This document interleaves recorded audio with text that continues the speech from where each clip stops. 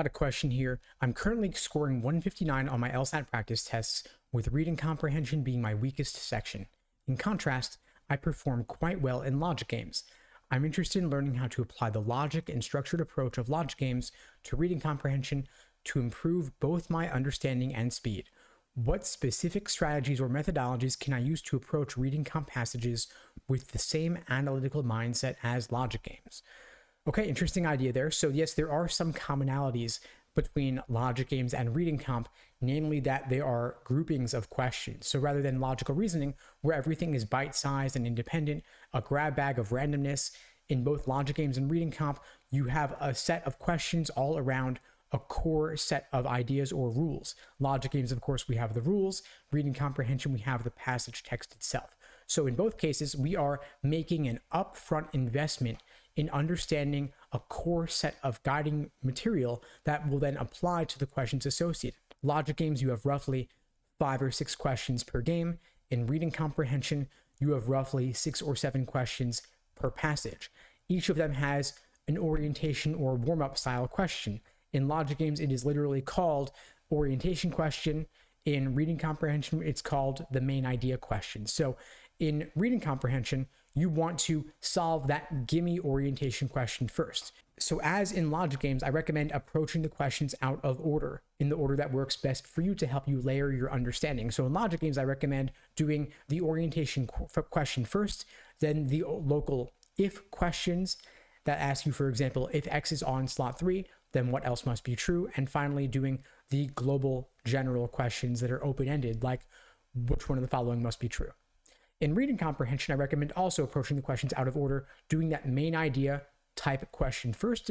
So this is actually a global, general in nature sort of question. Main idea, primary purpose, passage organization, best title, tone, author's opinion. We're doing all the general global questions first. Then we're doing the more local if style questions, or that would have been line reference questions in the paper version of the LSAT that require going back to the passage text to help you solve a specific question. And finally, the more inferential questions that require a bit more reading between the lines. So in summary, the first strategy I'd recommend for you is to approach the questions in reading comp out of order, just like I recommend approaching the questions in logic games out of order. Now, when it comes to the passage text, I also recommend slowing down, making sure you understand that passage text thoroughly before you would even start approaching the questions. Just like in logic games, we take time to slow down, diagram the rules properly, and make inferences before going into the questions. A lot of times, students are too quick to jump into the questions without making sure they thoroughly understand the passage text or thoroughly understand the nature of the game, or like what game type it is, for example. So as is often the advice for the LSAT, slow down, read more carefully, double check and triple check your understanding if necessary before going on to the questions. You want to get the lay of the land. So for logic games, you want to know, is it an ordering game?